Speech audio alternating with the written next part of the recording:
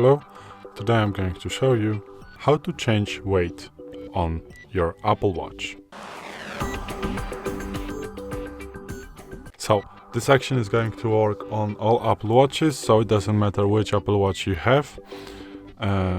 Today in front of me is Apple Watch SE first generation, and to change weight you cannot do this specifically from your Apple Watch.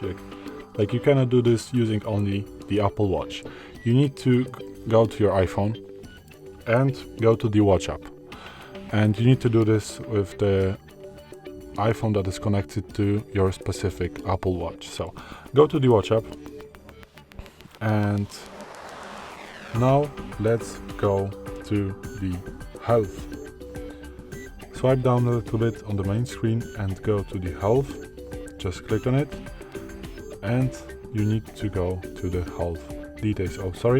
Health details right here. So you want to go in there, and as you can see, there is your birthday, sex, height and weight. So if you want to change it, you just want to click on it. You just want to click edit and just click on your weight, and now you can adjust your weight.